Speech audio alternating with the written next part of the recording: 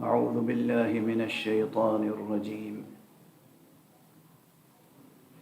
بسم الله الرحمن الرحيم. الحمد لله رب العالمين، والصلاة والسلام على أشرف الخلائق أجمعين، سيدنا وسيد الأولين والآخرين، حبيبنا وحبيب إله العالمين، إمام المرسلين وخاتم النبيين، شفيع المذنبين ورحمة للعالمين، أبي القاسم المصطفى محمد. اللهم صل على محمد وآل محمد وعلى أهل بيته الطيبين الطاهرين الهداة المهديين المعصومين المظلومين، واللعنة الدائمة على أعداء الحق والدين. أما بعد، فقد قال الله تعالى عز اسمه في محكم كتابه ومتقن خطابه. بسم الله الرحمن الرحيم. إن في خلق السماوات والأرض واختلاف الليل والنهار لآيات لأولي الألباب. صدق الله العلي العظيم. اللهم صل على محمد وآل محمد. ایک اور بلندر صلوات پڑھو. اللهم صل على محمد وآل محمد. قرآن حکیم کی یہ آیت جسے میں نے گزشتہ شب عنوان قرار دیا تھا، لیکن گزشتہ شب گفتگو تمہید کے مرحلے میں رہی، اور آج اس آیت کریمہ کے ضمن میں اصل جو عنوان مقرر کیا گیا ہے اس پر گفتگو کا آغاز کر رہا ہوں. عنوان گفتگو اس عشرہ محرم میں ہے راز قدرت اور حسین.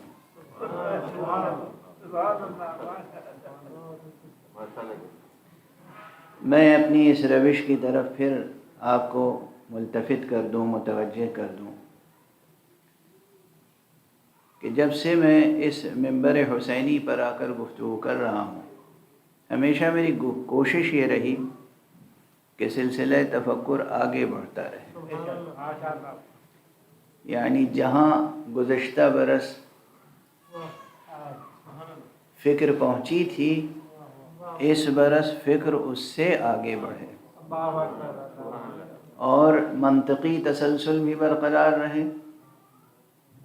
لیکن مدرسہ عزا کی ایک خصوصیت ہے، وہ خصوصیت یہ ہے کہ اگر یہاں انسان اپنے پورے وجدان کے ساتھ شریک ہو تو وہ اپنے پورے وجود کے ساتھ ترقی کرتا ہے.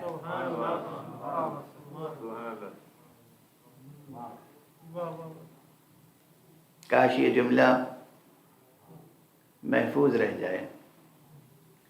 یہ مدرسہ حسینی ہے، یہ افلاطون اور ارسطو کا مکتب نہیں ہے. یہ مدرسہ قرآن ہے. یہ مدرسہ ختم نبوت ہے. یہ عناوین بظاہر الگ الگ ہیں، لیکن مصداق ایک ہے. آپ اسے چاہے مدرسہ اسلام کہیں، چاہے مدرسہ قرآن کہیں، چاہے مدرسہ ختم نبوت کہیں، چاہے مدرسہ ولایت کہیں، چاہے مدرسہ غدیر کہیں، چاہے مدرسہ کربلا. محمد وآل محمد صلوات.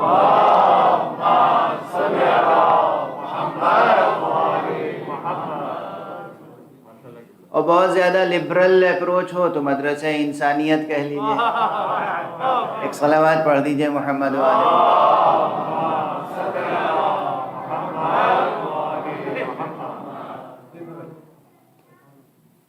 اس معنی میں لبرل نہیں کہ جو ریلیجس کے گویا متضاد اور متناقض کے طور پر استعمال ہوتا ہے، جہاں ریلیجن اور لبرلزم میں کنٹرڈکشن پیدا ہو جاتا ہے. کانفلکٹ اور کنٹرڈکشن سے ہٹ کر انسانی قدروں کی اگر بات کرنی ہو، انسانی عظمتوں کی بات کرنی ہو، انسانی ارزشوں کی بات کرنی ہو، انسان کی قدر و قیمت کی بات کرنی ہو، تو پھر اس مدرسے سے بہتر آپ کو کوئی دوسرا مدرسہ ملے گا نہیں. جو مشیت حق تک پہنچ جائے، اور میں نے گزارش کی تھی کہ رضا حق تک پہنچ جائے، پھر اس کے لیے راز حق راز نہیں رہتا. تو اب اگر راز قدرت تک پہنچنا ہو تو دامن حسینی تھام لیا جائے. یہ ادعا نہیں ہے. دیکھیے جب گفتگو بڑھے گی آگے اپنے منطقی تسلسل کے ساتھ، تو آپ کے اوپر خود بخود منکشف ہو جائے گا کہ ایک طریقہ ہے، ایک اسلوب ہے حقیقتوں تک پہنچنے کا، جس پر ساری دنیا متفق ہے اور اختلاف کیا بھی نہیں جا سکتا، اور وہ ہے علوم حقیقیہ کا اسلوب، نیچرل سائنسز کا اسلوب، تجربی اسلوب. آپ کو جو حقیقتیں آنکھوں سے نظر آتی ہیں سورج کی روشنی میں، ان حقیقتوں کو آپ کنہ حقیقت تک پہنچنے کے لیے اپنے تجربہ گاہ میں لاتے ہیں، تجربے کرتے ہیں. زمین کی حقیقت دریافت کرنے کے لیے آپ اس کی خاک، چٹانیں، زمین کی تہیں، زمین سے روزیدہ ہونے والی چیزیں، زمین کی تہوں میں پوشیدہ معادن، ان تمام چیزوں کو اپنے تجربے اور مطالعے کا موضوع بناتے ہیں.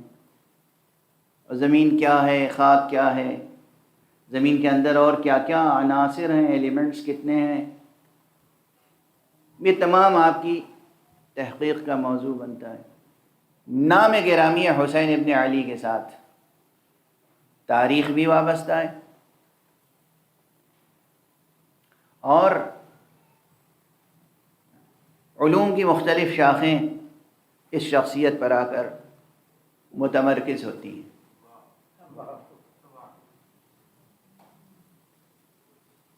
تو تاریخ سے متعلق یہ جو تاریخیں لکھی گئی ہیں، عمومی تاریخیں، یاد رکھیے گا اس میں بہت کچھ افسانے شامل ہیں، بہت کچھ افسانے شامل ہیں. درباروں میں بیٹھ کے حکمرانوں کی خوشامد میں داستانیں گڑھ لی گئیں اور اسے تاریخ کے نام پر لکھ دیا گیا. آج بھی یہ ہو رہا ہے، آج بھی یہ ہو رہا ہے. مختلف ملکوں میں میڈیا پر پابندی، قلم پر پابندی، ادیبوں پر پابندی، شاعروں پر پابندی، علماء پر پابندی. علماء اگر تحقیقی تاریخ کے حوالے سے بھی کچھ کہیں، انہیں زندانوں میں ڈال دیا جاتا ہے. ابھی اس وقت ہزاروں علماء ایسے ہیں جن کا قصور صرف یہ ہے کہ اسٹڈی کے نتیجے میں جو رزلٹ انہیں ملا وہ رزلٹ انہوں نے بیان کر دیا. حکمراں جماعت راضی نہیں تھی اس رزلٹ سے، تو ان علماء کو زندانوں میں ڈال دیا گیا. اس وقت دنیا میں یہ ہو رہا ہے. تو کیوں ہو رہا ہے؟ اس لیے کہ جب آپ اسٹڈی کریں گے تو ظاہر ہے کہ حق اور باطل میں فرق واضح ہوگا. تو تاریخ میں بہت کچھ شامل ہے، باطل، کہانی، افسانہ. اور اگر صرف تاریخ پر انسانوں کی لکھی ہوئی، بلکہ میں کیا کہوں، ضمیر فروش انسانوں کی لکھی ہوئی، قلم فروش، سخن فروش انسانوں کی لکھی ہوئی تاریخ. اگر اس پر آپ اعتماد کریں گے تو حقیقت تک آپ نہیں پہنچ سکیں گے. لیکن اور یہ عام بات ہے، آپ تاریخ اسلام پڑھ لیجیے، تاریخ مسلمین پڑھ لیجیے، کیا کیا رقیق باتیں لکھی ہوئی ہیں. وقت محدود ہے، چونکہ یہ صرف برسبیل تذکرہ اور مثال کے طور پہ مطلب آ گیا ہے، اس لیے عرض کر رہا ہوں. ایک صلوات پڑھتے ہوئے آپ حضرات تھوڑا سا سمٹ جائیں.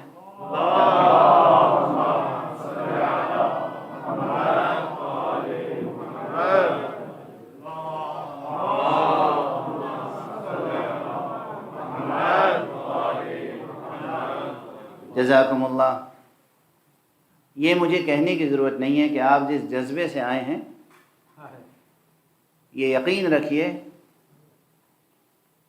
یہ فرش اعضاء، یہ فضائے مجلس، یہ علم کا سایہ، یہ آپ کی شفا و صحت و زندگی کا ضمانت دار ہے.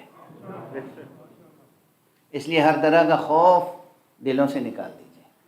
احتیاطیں اپنی جگہ ہیں، جو ظاہری احتیاطیں ہیں کر لیجیے، اس کے علاوہ کسی خوف کو اپنے دل و دماغ میں جگہ نہ دیں. ایک بلند صلوات پڑھیں محمد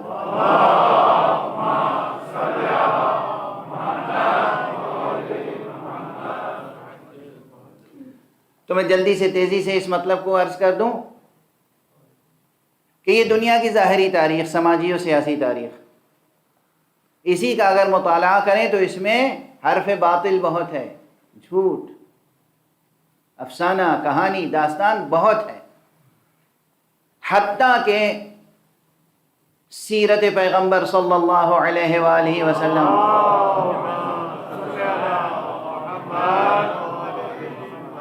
کے نام پر لکھی جانے والی کتابوں میں کتنی ضعیف روایتیں ہیں، کتنی روایتیں ہیں جن کو خود علماء اسلام اسرائیلیات کے ضمن میں رکھتے ہیں. اسرائیلیات اس وقت بھی اسرائیلیات کی ایک مصیبت تھی اور اب بھی اسرائیلیات کی ایک مصیبت ہے. ایک صلوات پڑھ دیجئے محمد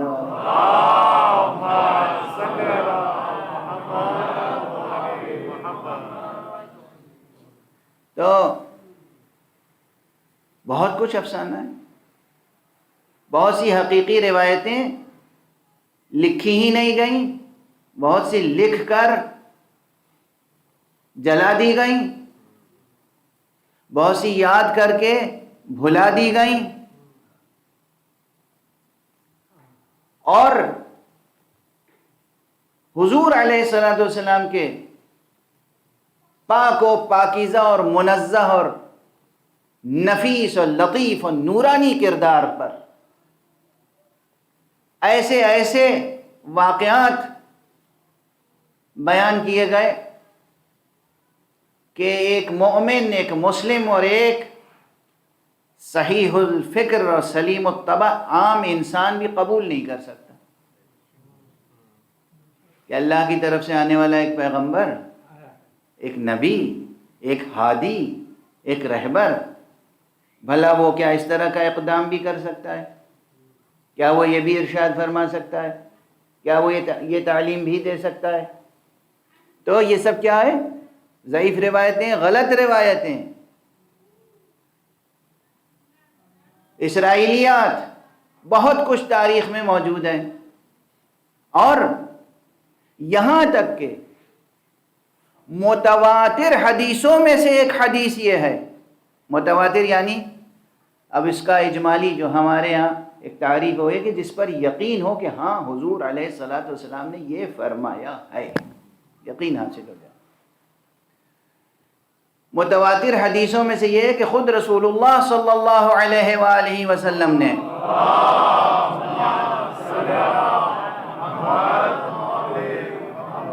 اپنی حیات طیبہ میں خود فرمایا اور مکرر فرمایا کہ دیکھو میری طرف جھوٹی حدیثیں منسوب نہ کرو، میری طرف سے غلط بیانی نہ کرو، جو بات میں نے کہی نہیں تم وہ میری طرف نسبت دے کر بیان نہ کرو، ورنہ نتیجہ یہ ہے کہ تمہارا ٹھکانہ جہنم ہوگا. حضور نے خود اعلان کر دیا کہ میرے اوپر بہت سی حدیثیں منسوب کر دی گئی ہیں۔ تو جب حضور علیہ الصلوۃ والسلام کی حیات طیبہ سے یہ شروع ہو گئی کارروائی، اور اس کے بعد جو بھی تخت اقتدار پر آیا اس نے اپنے مزاج کے مطابق تاریخ لکھوائی۔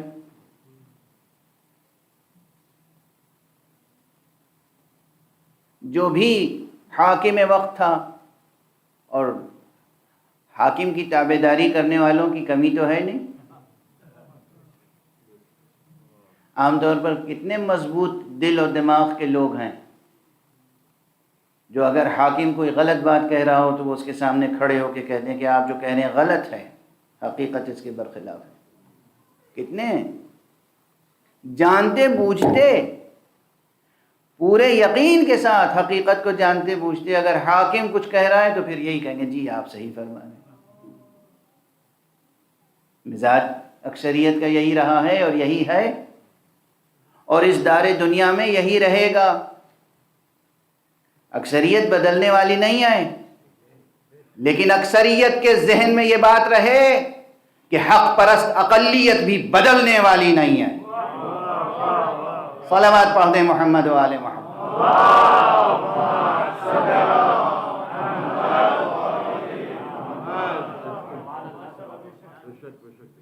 ہمیں کوئی خوش فہمی نہیں ہے، ہمیں معلوم ہے کہ اکثریت ایسی ہی ہے۔ حضور علیہ الصلوۃ والسلام ہی کی طرف یہ قول بھی منسوب ہے کہ آپ نے فرمایا کہ الناس علی دین ملوکہم، لوگ تو بادشاہوں کے دین پر ہوتے ہیں، یعنی عام لوگوں کا انداز یہ ہے کہ وہ اللہ کے دین پر نہیں ہوتے ہیں، وہ رسول خدا، نبی خدا، حجت خدا، ولی خدا، ان عناوین کی ان کے دل و دماغوں میں زیادہ اہمیت و قدر شناسی نہیں ہوتی۔ ارے خود قرآن مجید میں اللہ سبحانہ و تعالی نے گویا شکوہ کیا ہے کہ وما قدر اللہ حق قدرہ، ارے انہوں نے تو اللہ کی بھی قدردانی نہ کی جیسی قدردانی کی جانی چاہیے تھی۔ ایک نہیں، ایک سے زائد مرتبہ یہ فقرہ جوں کا توں قرآن مجید میں مکرر آیا، وما قدر اللہ حق قدرہ، انہوں نے اپنے خالق کی، اپنے رب کی، اپنے معبود برحق کی، اللہ کی قدردانی نہیں کی جیسی کہ کرنی چاہیے تھی۔ تو جب اللہ کی قدردانی نہیں ہے تو رسول اللہ کی قدردانی کیا ہوگی؟ تو بہرحال اکثریت یہی رہی ہے، یہی ہے، یہی رہے گی۔ یہ دار دنیا، یہ عالم کثرت، یہ تضادات کی آماج گاہ ہے۔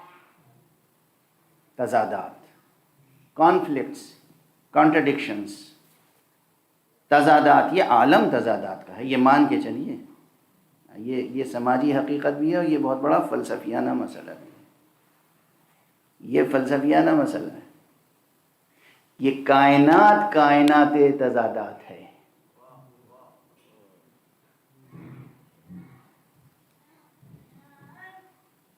وقت کی پابندی ہے، ورنہ اس عنوان کو واضح کرنے کے لیے، چونکہ یہ سب اسرار کائنات سے تعلق رکھتے ہیں، اسرار حیات، اسرار تاریخ، اسرار حکمت، یہ دنیا، یہ عالم تضادات، یہاں ٹکراؤ اور تضادات ہونا ہی ہونا ہے۔ یہاں ہر ابراہیم کے آگے ایک نمرود آ کر رہے گا، یہاں ہر موسیٰ کے سامنے ایک فرعون ہوگا، یہاں ہر ابو طالب کے سامنے ایک ابو لہب ہوگا۔ دیکھیے میں نے حضور کا تذکرہ نہیں کیا ہے، حضور کی شان بلند ہے اس سے۔ ہر ابو طالب کے سامنے ایک ابو لہب ہوگا، ہر کرار کے آگے ایک نہیں، نہ جانے کتنے فرار ہوں گے۔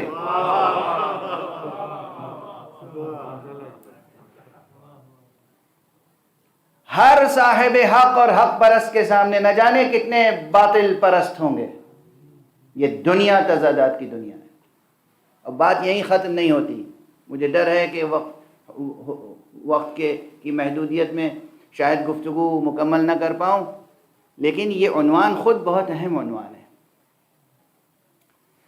اسے مان کے چلنا ہے کہ یہ کائنات، یہ دنیا ہے تضادات کی، تضاد سے چھٹکارا نہیں ہے.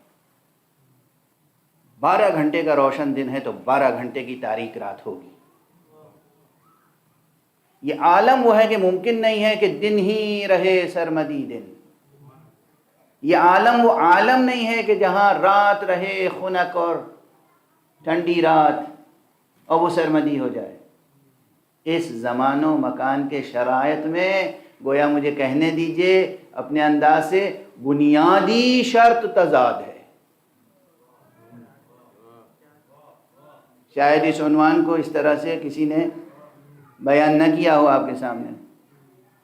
اور صرف یہی نہیں، اب آ گئی یہ بات تو کہہ لینے دیجئے، صرف یہ اہم علمی بحث ہے جو سماجیات سے لے کر، معاملات سے لے کر، فقہیات سے لے کر اور حکمت و فلسفے تک اور عرفان تک جاری و ساری ہے.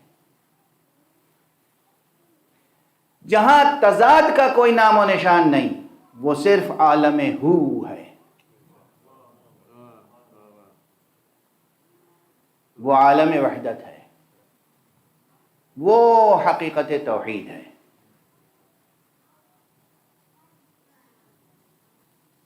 وہ عالم لاہوت ہے، وہ عالم ملکوت ہے، وہ عالم خلد ہے جہاں کوئی تضادات کا وجود نہیں ہے. لیکن اس دنیا میں یہ عالم ناسوت، یہ مادی دنیا، یہ زمان و مکان کا حصار، یہ ہی ہے تضادات کا عالم. یہاں تک کہ یہاں خیر اور خیر ایک دوسرے سے ٹکراتے ہیں. صرف خیر و شر کا ٹکراؤ نہیں ہے، یہ ہے فلسفیانہ جہت. بہت اہم بحث چھڑ گئی، حالانکہ آج اس کو چھیڑنے کا ارادہ نہیں تھا. آپ ایک صلوات پڑھیں محمد.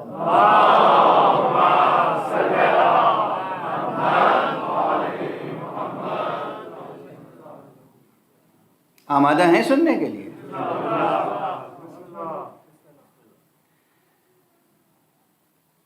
شاید اس بحث سے صرف کوئی حکمت کا مسئلہ ہی روشن نہ ہو، بلکہ زندگی بسر کرنے کی روش پر بھی بہت فرق پڑے گا. اور حکمت وہی حکمت ہوتی ہے جو زندگی بسر کرنے کا سلیقہ سکھا دے. فلسفہ صرف لفظی گورکھ دھندے کا نام نہیں ہے. فلسفہ وہی حقیقی فلسفہ ہے جو انسان کو پورے وجود کے ساتھ اٹھائے، بلند کرے اور زندگی کو حسن عطا کرے، زندگی کو زیبائی عطا کرے اور انسان با اختیار کو حسن اختیار کا سلیقہ بخشے اور زندگی کو بہتر سے بہتر انداز سے بغیر تصادم کے پرامن زندگی بسر کرنے کا سلیقہ دے دے.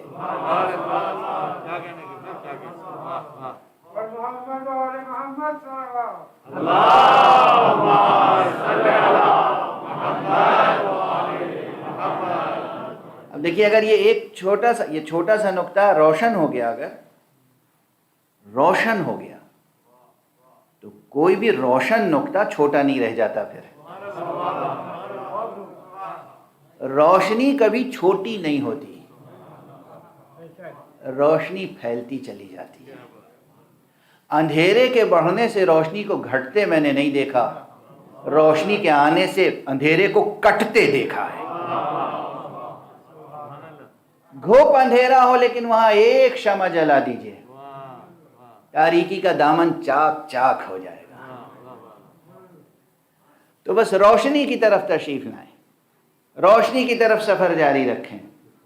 اسے مان لیں، یہ کائنات، یہ تضادات کی کائنات ہے. اس لیے زبان مبارک خاتم النبیین محمد مصطفیٰ صلی اللہ علیہ وآلہ وسلم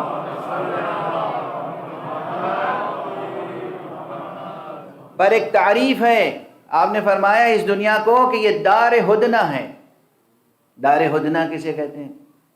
ہدنہ کہتے ہیں کہ جہاں جنگ بندی کسی کیفیت ہو، دونوں جنگ کے لیے تیار ہیں، کوئی صلح نہیں ہے، بس یہ آپس میں طے کر لیا ہے کہ ہم تمہیں نہیں ماریں گے، تم ہمیں نہیں مارنا، اسے کہتے ہیں ہدنہ۔ صلح الگ ہے۔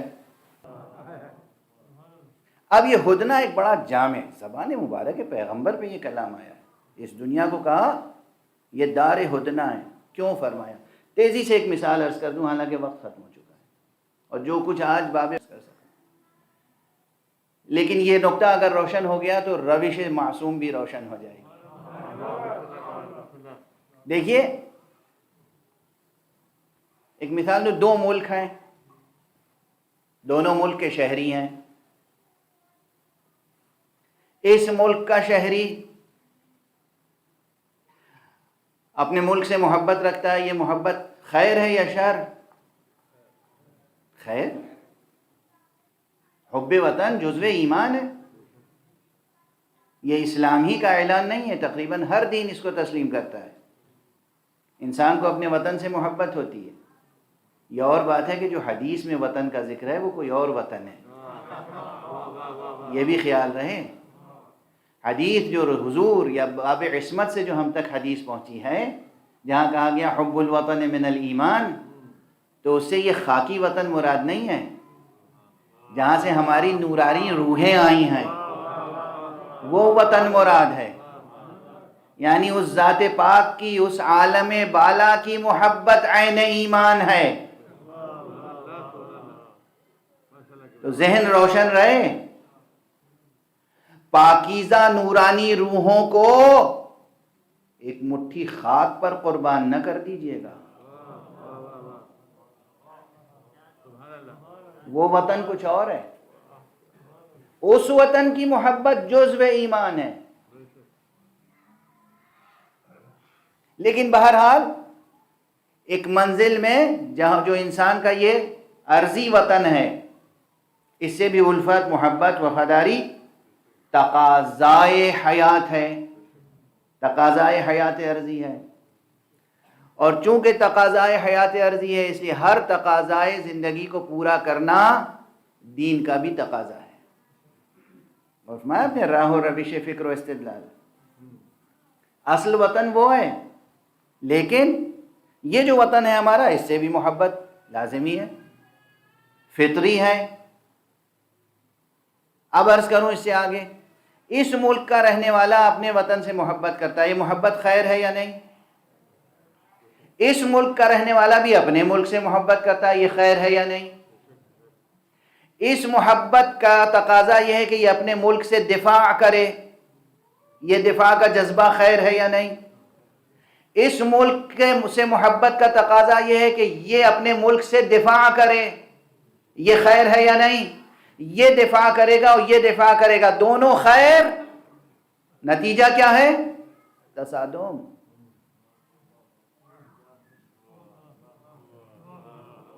نتیجہ کیا ہے؟ تصادم، ٹکراؤ، جنگ، خون ریزی، ہلاکتیں۔ یہاں والا یہاں کے مرنے والوں کو ہلاک کہے گا، اپنے مرنے والوں کو شہید، اور یہاں والا یہاں کے مرنے والوں کو ہلاک کہے گا، اپنے مرنے والوں کو شہید۔ اس کے معنی یہ ہے کہ یہ شہادت و ہلاکت کے عنوان اس دنیا میں ہو گئے کیا؟ اضافی، ریلیٹیو۔ ایک ہی شخص ہے، اسے یہ ہلاک کہہ رہا ہے اور یہ شہید۔ توجہ رکھیے گا، یہ ہے عالم تضادات کا۔ اس پورے عالم میں ہر زندگی کے ہر شعبے میں تضادات ہیں، اور اسی لیے ہر ریئلٹی، ہر آبجیکٹ ریلیٹیو ہو کے رہ گیا ہے، اور ہر آبجیکٹیویٹی میں سبجیکٹیویٹی داخل ہو گئی۔ غور فرما رہے ہیں آپ؟ یہ جو عالم ہے، عالم تضادات، یہاں ہر چیز جہاں ریلیٹیو ہو جائے وہاں کوئی ایبسلوٹلی ایسا کردار پیدا ہو جائے جسے کوئی بھی ایسا نہیں ہے جو شہید نہ کہے۔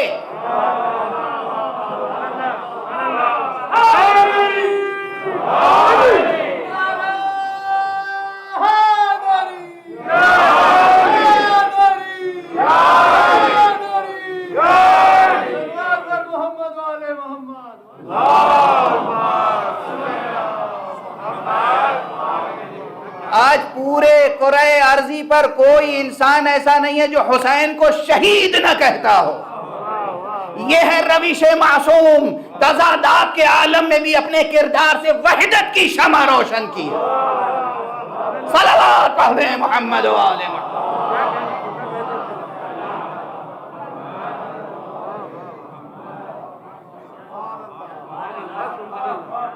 ایک اور بلند اور صلوات پڑھنے میں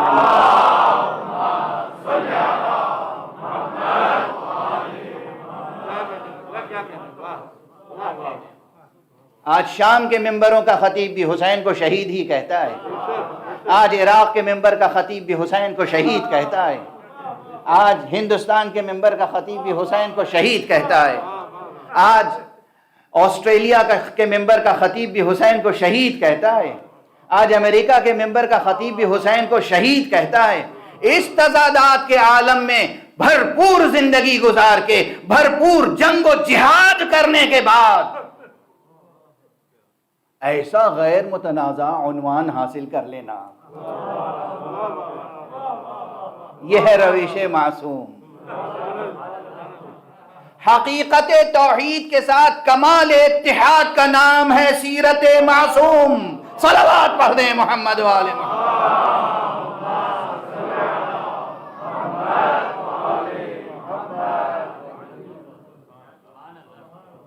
حقیقت توحید کے ساتھ کمال اتحاد کا نام ہے سیرت معصوم.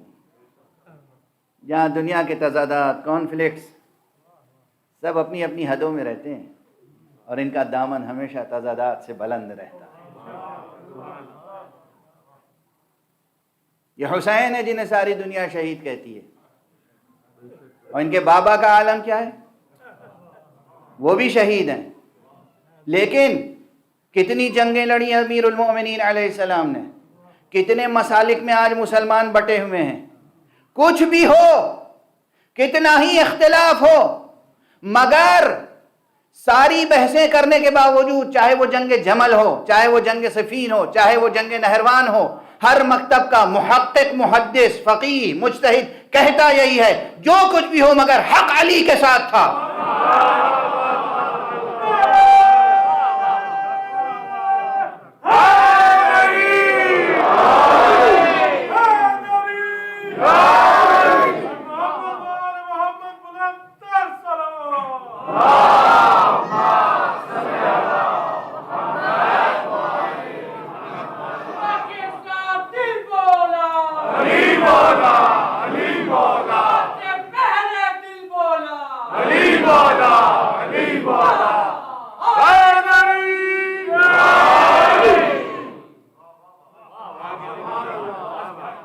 ہر مکتب کا مفکر و محقق کہتا ہے ہاں ٹھیک ہے، یہ بھی رضی اللہ تعالیٰ عنہ، وہ بھی رضی اللہ تعالیٰ عنہ، مگر وہ خطا پر تھے، حق علی کے ساتھ.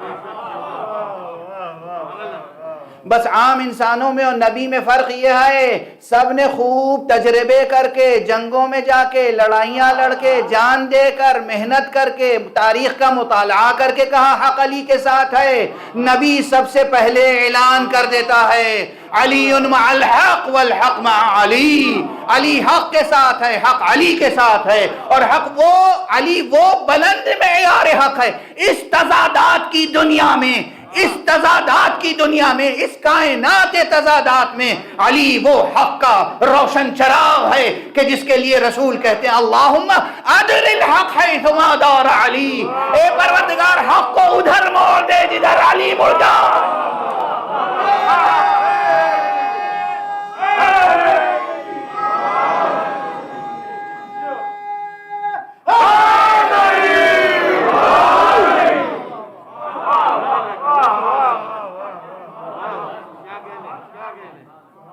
اب سمجھیں ان کی شخصیتیں کیسی معجزہ تھیں.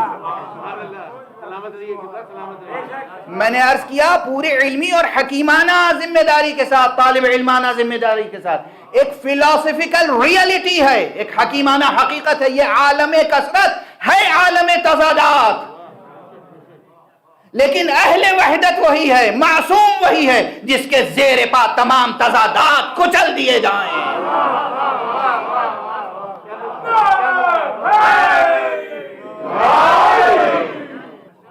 جزاکم اللہ.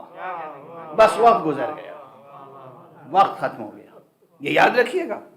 یہ فصل شاید اس سے پہلے میں نے کبھی گزارش نہیں کی، اور شاید ہی کسی نے گزارش کی ہو.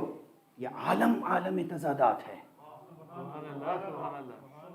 یہ ایک حکیمانہ حقیقت ہے، ایک فلسفیانہ حقیقت ہے. رسول کا ارشاد ہے. یہ دار ہدنہ ہے.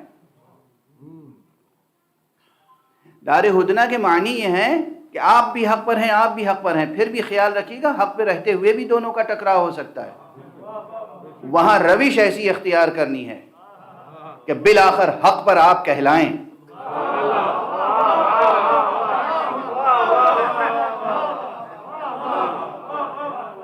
اسے کہتے ہیں روش حیات، روش زندگی. کیسے چلیں، راستہ کیسے چلیں. وہ بھی راستہ چل رہا ہے، ہم بھی راستہ چل رہے ہیں. راستہ تنگ ہوتا گیا. ایک ہی شخص گزر سکتا ہے. گزرنے کا حق مجھے بھی ہے، گزرنے کا حق اسے بھی ہے. کیسے گزریں کہ نیک نامی ہمارے ساتھ ہو جائے.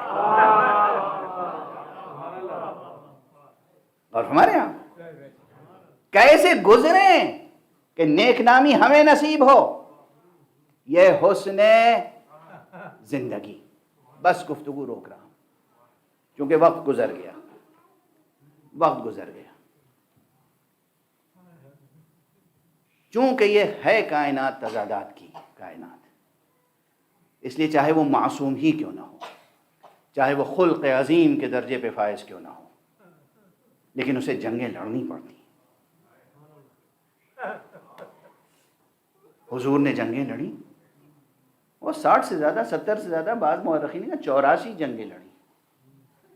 یہ مقام نہیں ہے جہاں عرض کروں کس حسن کے ساتھ لڑی، کس احتیاط کے ساتھ لڑی، کس رحمت و رافت کے ساتھ لڑی. جنگوں کے باوجود کس قدر کم سے کم خون ریزی ہوئی. یہ سرکار رسالت مآب کا انداز ہے. امیر المومنین نفس رسول ہیں. جنگیں لڑی مگر کس انداز سے لڑی.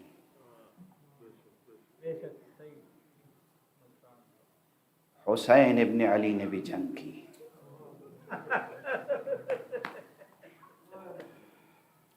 اور کیسی عظیم جنگ کی. ایک جملہ کہوں، ایک جملہ عرض کرنے دیں. خدا کی قسم حسین کی جنگ کا امتیاز ایک بہت بڑا یہ ہے کہ ایک دن کی جنگ تھی مگر اس طرح فتح کی کہ قیام قیامت تک کے لیے باطل سرنگوں ہو گیا. قیام قیامت تک کے لیے باطل کو شکست ہو گئی. حقیقی شکست، حقیقی شکست. بس آپ متوجہ ہیں. عموماً آج اس منظر کو یاد کرتے ہیں آپ جب رازہائے قدرت میں سے ایک ایسا راز حسین کے ذریعے سے سامنے آیا کہ جس سے ہمیں معلوم ہوا کہ معصوم کو اللہ نے کتنا اختیار دیا ہے، اپنی حجتوں کو اللہ نے کتنی قدرت دی ہے. آقا حسین جب رخصت ہونے کے لیے اپنی نانی جناب ام سلمہ کے پاس آئے. کیا بی بی تھی جناب ام سلمہ، کیا مرتبہ تھا. ام المؤمنین حضرت ام سلمہ رضی اللہ تعالی عنہ، بلکہ علیہ السلام، ہمارا سلام ان کی روح پاک پر. کیسی بزرگ مرتبہ وہ ام المؤمنین تھیں جنہیں معصوم یا امہ کہہ کے پکارتے تھے. مادر گرامی، مادر گرامی. حسین، حسن، جناب بی بی زینب، بی بی فاطمہ کے بعد اگر کسی کو اپنی ماں کہتی تھیں تو وہ جناب ام سلمہ تھیں. ام سلمہ کے پاس حضور علیہ السلام کی، رسول پاک کی کئی امانتیں تھیں خاص. کسی اور کو نہیں دی تھی وہ امانت، وہ بی بی ام سلمہ کو دی تھی. ان میں سے ایک امانت ایک مٹھی خاک تھی.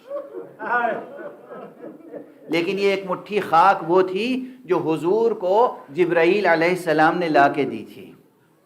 جب آقا حسین پیدا ہوئے تھے، فرشتے آئے مبارکباد دینے کے لیے.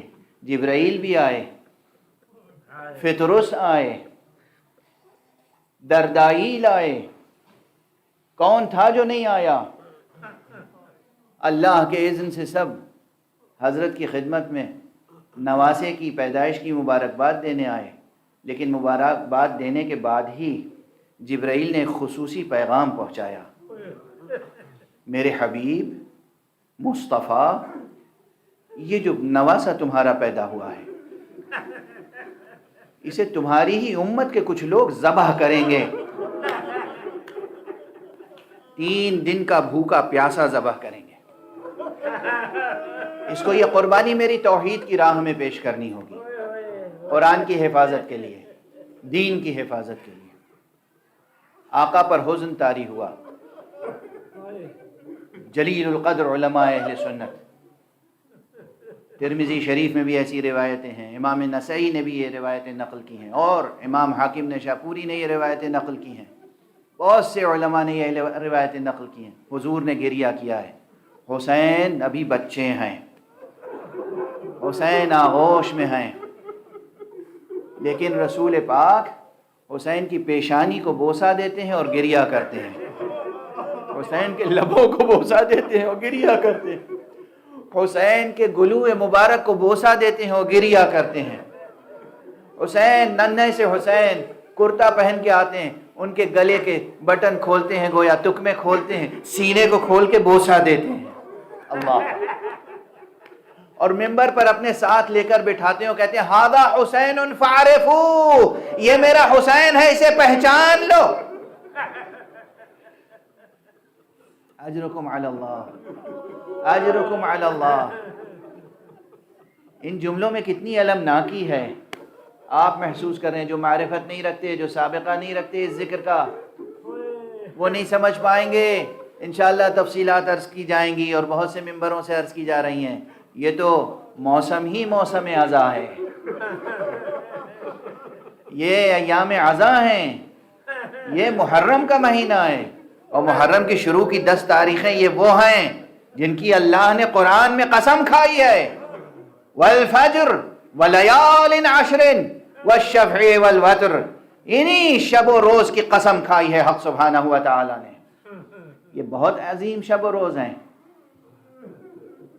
حسین آغوش پیغمبر میں حضور گریہ کر رہے ہیں، اور پھر اسی طرح ایک مناسبت ایسی آئی کہ جبرائیل ایک دن آئے، ایک مٹھی خاک لے کر آئے، رسول اللہ اسے رکھ لیجئے۔ یہ کہاں کی خاک ہے جبرائیل؟ یہ اسی نشیب کی خاک ہے۔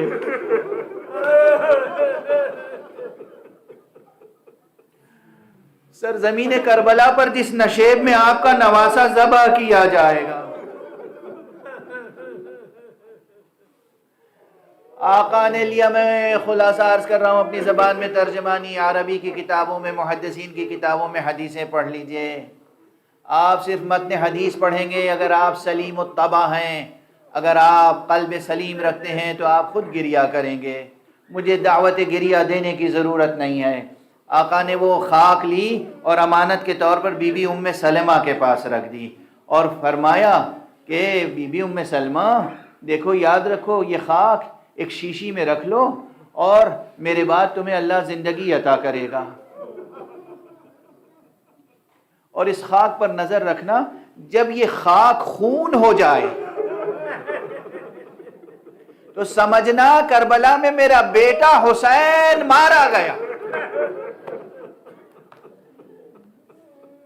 آپ ہمیشہ سنتے ہیں، کیا یہاں ذہن کسی راز قدرت کو سمجھنے کے لیے آمادہ نہیں ہوتا؟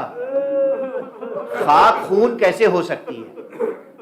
مٹی بغیر کسی لیبوریٹری میں لے جائے ہوئے آخر خون کیسے ہو جائے گی؟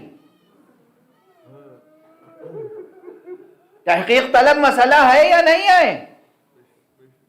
زبان رسالت پہ یہ جملہ نہ آتا تو ہم اسے ایک باطل وہم خیال سمجھتے، مگر زبان رسالت پر یہ جملہ آیا، اور پھر جناب بیوی ام سلمہ نے تصدیق کی، اہل مدینہ نے تصدیق کی۔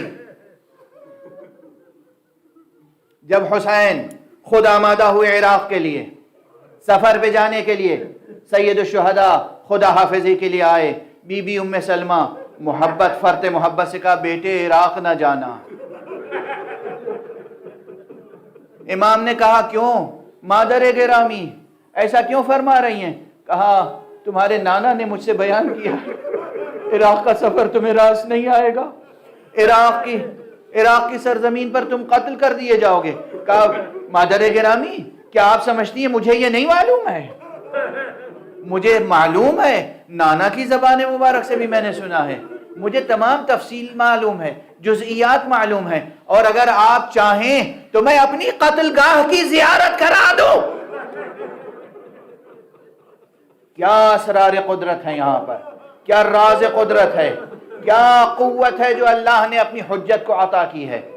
ایک مرتبہ آقا حسین نے کچھ کلمات ارشاد فرمائے، اسم اعظم ارشاد فرمایا، اشارہ کیا، زمینیں پست ہوئیں، زمین کربلا بلند ہوئی، اور اس طرح بلند ہوئی، اس طرح قریب آئی کہ آپ کی دسترس میں تھی.